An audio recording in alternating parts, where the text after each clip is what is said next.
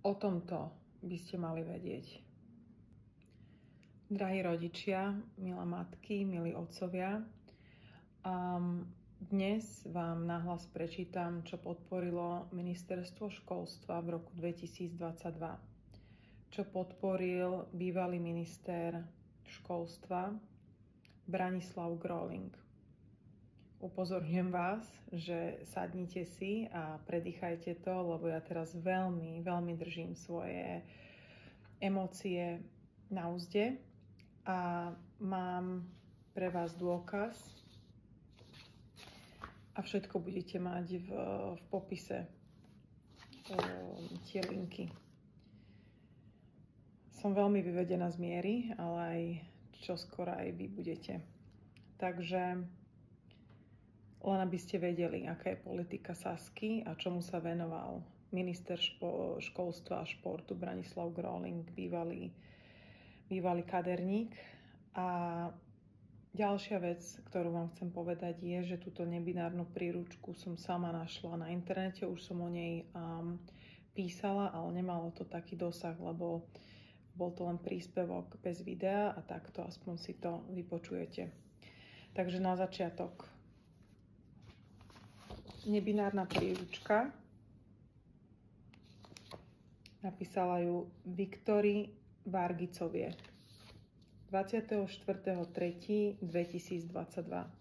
A len tak medzi rečou, Branko Groling, môžeš sa hanbiť. A dúfam, že bude stále viac a viac politikov v politike, tak ako ja, ktorí budú na toto striehnúť, aby v živote už nikdy naše ministerstvo nepodporilo takéto zvrátenosti. Takže Groling, môžeš sa hanbiť. Organizácia združenia, ktoré zazdielali príručku. Light Fifuk, Queer Slovakia, Pride Košice, Teplé víno, Gajča, iniciatíva Inakosť. Projekt je realizovaný v rámci vzdelávacieho programu Kompakt, rozvíjanie aktivistických kompetencií mladých LGBTI plus ľudí občianskeho združenia Sapling. Tento projekt bol podporený z dotačnej schémy Ministerstva školstva, vedy, výskumu a športu Slovenskej republiky, programy pre mládež na roky 2014 až 2021, ktorú administruje Juventa, Slovenský inštitút mládeže. Takže ak si myslíte, že na Slovensku nám nevládli progresívci, tak ste na veľkom omyle, lebo ešte raz opakujem, tento projekt bol podporený z dotačnej schémy Ministerstva školstva. Programy pre mládež na roky 2014 až 2021. Ideme k téme. Drahí rodičia, teraz sa dozviete, aké zvrátenosti sú popísané v tejto nebinárnej príručke, ktorú podporil potetovaný Branko Groling, čo tu má všelijaké srdiečka a nevadí, však každý si volíme svojho zástupcu, ale myslím si, že minister školstva by nie, že takéto nebinárne príručky nemal podporiť, ale by ich mal okamžite odmietnúť, ešte to aj nahlásiť. Dobre, takže nebinárna príručka pre naše deti. Obsah, predslov, osnova, rýchly slovník, cvičenia pre mládež. To ešte počkajte, kým sa k tomu dostanete. Predslov našim deťom. Nebinárnosť ako identita tu vždy bola a bude. Jej forma a pomenovanie sa môže rokmi líšiť, no jej existenciu nič nezničí. Prajem vám príjemné čítanie a vzdelávanie. Nečítam úplne všetko, aby to nebolo dlhé, len som vybrala také tie najviac šokujúce vyjadrenia a ani sa nedivím, že americký prezident Trump vyhlásil, že existujú len dve pohlavia, muž a žena. No, pokračujeme. Ja ako matka 5-ročného syna nikdy nedovolím, aby takéto nejaké príručky prišli raz do škôl a treba striehnúť, aby náš štát nepodporoval tieto zvrátenosti, preto aj chvála Bohu dopadli voľby, ako dopadli v Amerike, v Kanade, v Rakúsku, v Nemecku, ale treba byť stále obozretný. Pokračujeme ďalej, takže nebinárnosť. Skúsim ísť trošku rýchlejšie. Samotné pomenovanie nebinárne, či starší ekvivalent rodokvír, je zastrešujúci pojem zahŕňajúci všetky rodové identity, ktoré nespadajú pod binárne akceptované rody muž a žena.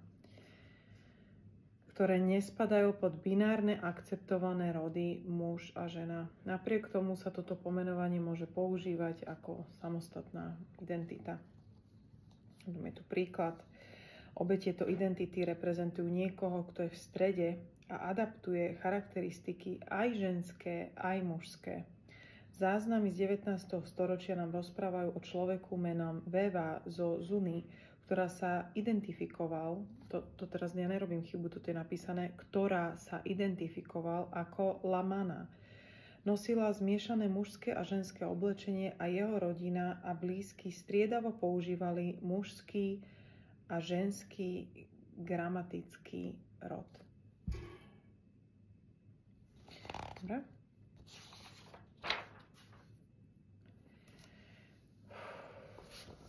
Tu vysvetľujú, ako to na našom Slovensku chodí. Čo sa týka Slovenska, je táto téma v povedomí našej spoločnosti takmer neexistujúca. Jediné známky o nej vychádzajú z Pride festivalov a organizácií. Jediný spôsob, ako sa ľudia vedia vzdelať o existencii týchto identít, je len za pomoci internetu a vďaka značnej znalosti anglického jazyka.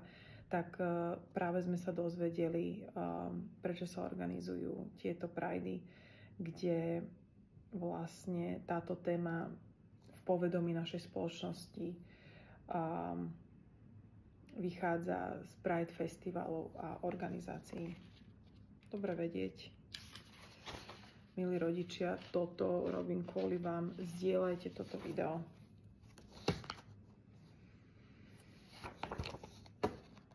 Vysvetlenie nebinárnej identity. Toto podporil Braňo Groling z Osasky.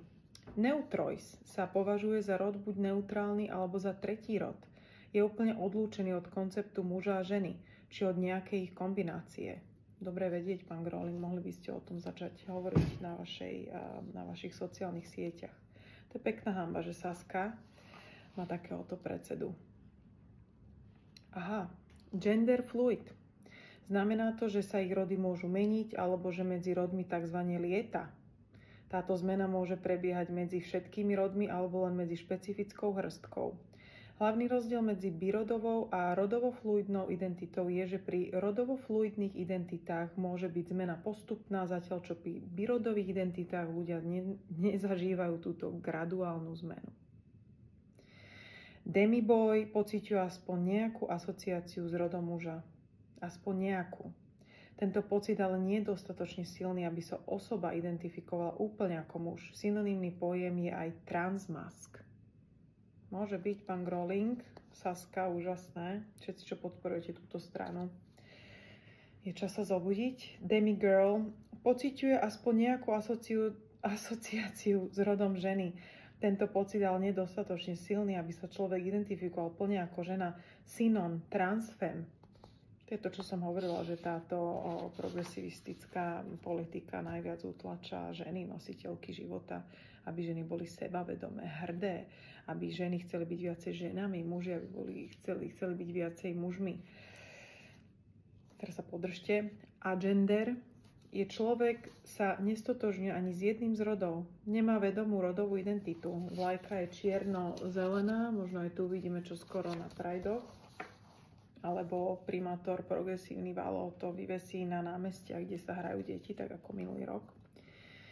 A bigender sa človek identifikuje s dvoma rodmi. Tieto dva rody sú často muž a žena, no nie je to pravidlo. Môže to byť napríklad demichlapec a rodovosť, žena a neutrois a ďalšie možnosti. Tie dve identity môže človek prežívať naraz alebo ich striedať. Toto je pekné, toto je neskutočná pometenosť. Tuto aspoň vidíte, ako zneužívajú deti ich krehkosť vtedy, keď rastú a takto ich vedia obľúbovať.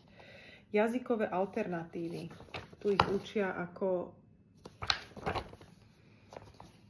sa vyjadrovať. Spravil som to, miesto toho by ste mali hovoriť, podarilo sa mi to spraviť. Som spisovateľka. Nie. Mali by ste hovoriť, venujem sa písaniu kníh. Dobre. Potom tuto v tej nebinárnej príručke tuto vysvetľujú rody. To je niečo neuveriteľné. Vychádzajúce z existujúcich iba ženský alebo iba mužský rod. Som demiboy, takže moja identita je viac spojená s mužským rodom. Osobne sa mi viac sedia zámena. On a jeho. Výborne, pán Groling, ďakujeme vám. Ale to, že ste nestihli schváliť zákon o športe za 3 roky, ale takéto blbosti podporovať, to hej. Nádych, výdych. Novorody.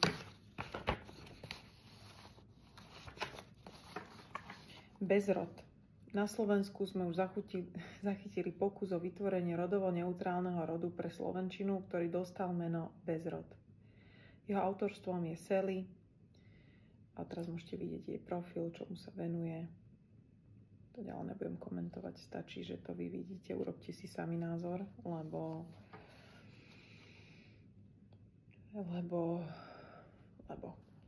aspoň teraz si to pozrite, môžete navštíviť jej profil. A je Sally, ale už v neutráli, ktoré sa inšpirovalo už existujúcim stredným rodom. Bezrod rieši otázku všetkých relevantných slovných druhov až na číslovky a príslovky. Na Facebooku existuje komunita ľudí, ktorá doľaďuje nedostatky a naďalej vylepšuje bezrod. Možno pomoci všetkých mimovládok a financovania štátu. No a podstatné mená sa v bezrode sklonujú za pomoci vzoru mesto, keďže pri neho použijem koncovku stvo. Príklady autorstvo, učiteľstvo a ako príklad vám poviem, čo sa už stalo v parlamente, kde extrémistka z Progresívneho Slovenska, neviem ako sa volá, lebo tie ženy, ja si neviem ani zapamätať ich mená, vlastne vystúpila v rozprave a hovorí, že milé poslanectvo, takže už sa to deje aj tuto na pôde parlamentu, že sa snažia to takto pretláčať. Takže značne Saska spolupracuje s extrémistickou stranou Progresívne Slovensko, aby chceli vládnuť. Tuto našim deťom je tabuľka sklonovanie pri bezrode skloňovania všetkých vzorov pekný cudzí pávy, takže aby sa učili vyslovovať. Môže byť. No a tuto je napísané, že ako môžete pomôcť komunite na Slovensku, a to je to, že keď ich budete finančne podporovať, takže pýtajú ešte od vás peniaze na takéto zvrátenosti, ktoré píšu pre našu mládež s podporou Ministerstva školstva. A nakoniec je veta, ktorú vám ukážem, aby ste neverili, keby som to prečítala. To je táto veta. Čím viac nás bude, tým ťažšie nás budú nenávidieť. To je normálne neuveriteľné. Čím viac nás bude, tým ťažšie nás budú nenávidieť. Oni normálne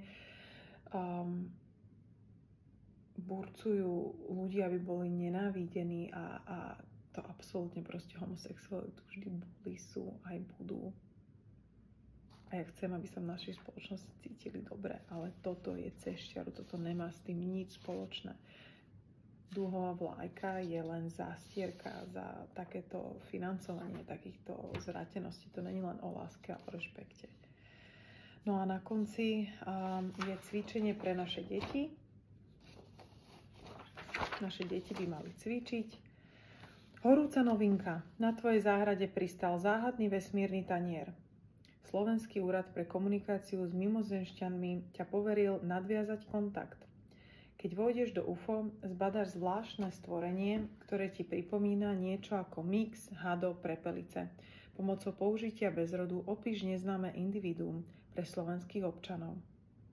A tu máte to cvičenie, kde máte doplniť tvary slov do nasledujúcich vied za pomoci upraveného stredného rodu. Nezabudni správne skloňovať. Dámy a páni, ja vás pekne prosím, zazdieľajte toto video. Nech rodičia sa dozvedia, aká je politika progresívneho Slovenska so Saskou. Ako by to vyzeralo, aby opäť toto ministerstvo školstva bolo pod progresívnym ministrom, ktorý by podporoval takéto úplné zvrátenosti a